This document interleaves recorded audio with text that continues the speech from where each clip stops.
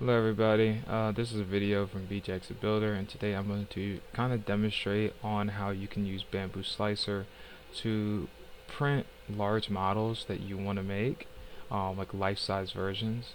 But if you want to break them out into pieces because your printer's bad size can't handle it, and how to make connector points so that when you go to print it, you can just easily put them together. So what I'm doing now is, if you have Bambu Slicer, what you're going to do is go to the top here, and where I selected this cut section tool, we're going to cut and move the plane right how I have it for the head of this Charmander. As you see, we have these connectors right here, right? There's three different kind of connectors. You have a snap, which is like you put into the hole, you have a dowel, and you have a plug. On the other end where the head is at that we can't see, it's aligning holes that are going to be placed. So even though we don't show it, they're going to be there. So follow the same settings I'm using, but as you see, these are stuck. So what we're going to do here is break them out by hitting that assembly function at the top right that I just selected, and now you can see the head fits just barely. And once you adjust it, it'll go up, end up fitting in there. Yeah. But so we're gonna do the rest of the body. The next section I'm going to start with would be the tail. It'll be easier, but as you can see here, the head fits on, so we're gonna start with the tail next. So now that we're starting with the tail, the trick is to like build it over the build plate a little bit, and let's just see how this is gonna work out. So you see I'm having trouble here trying to see if I can get the whole thing on. So we have these wheels right here. You can tilt it just to kind of get the angle that you need. So what I'm gonna do is probably end up splitting this into a few different sections, just so you want to be able to print easily. So we're gonna try to focus here on this section of the tail and see how it goes. Okay, I'm gonna add a connector there. You see it's easy to add a connector, so then we're gonna do a cut. There we go. So now we have a portion of the tail. Now, I don't think that flame is going to be easy to print, so we're just going to do another cut. We're going to separate the flame from that portion of the tail. So again, we go to our cut tool, we lower it just below so it has something to rest on. It'll have some supports, but it'll be easier. And then we'll just add a connection there, form a cut. There we go, it's separated. Now we just hit the assembly, separate it again, go back by hitting return. Now we're going to do the end part of the tail, just to kind of get that stub off. So you can see how I'm angling it here to kind of just only focus on getting the end bit of the tail that's sticking off.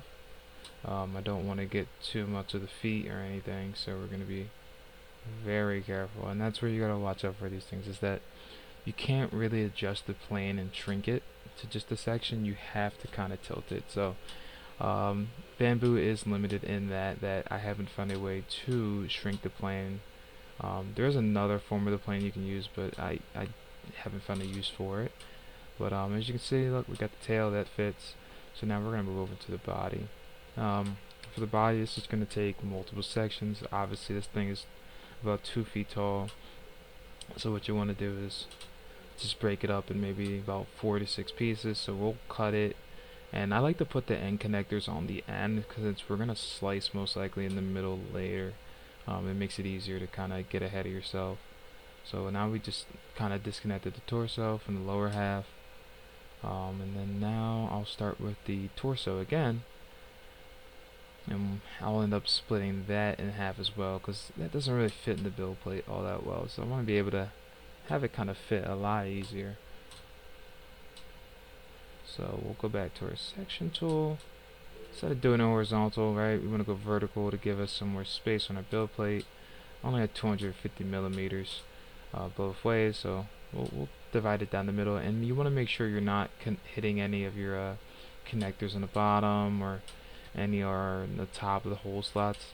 Mind you, they may end up working out if you accidentally do once you combine a few pieces, but it just makes the assembly a little bit more easier. So we're going to go ahead and add some connectors here. Do the plugs, cut it, put Perform the cut. Now we have our two halves of the torso. Awesome. So now we have two halves of the torso. We're going to move over to the lower half. I think I'm going to try to take these legs off separate. Mainly because this whole structure of the body is a little awkward. Doing it in half would be not the best to print on the size of this bed, so let's go. Yeah, take a look here. Okay, we're gonna go to the cut tool. Now I'm gonna separate it by tilting this.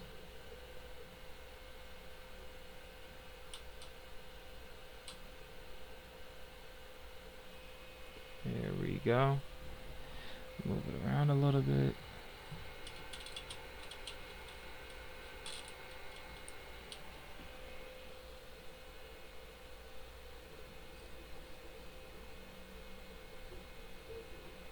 And now we got a leg off, and we're gonna add our connections, and it's simple right there.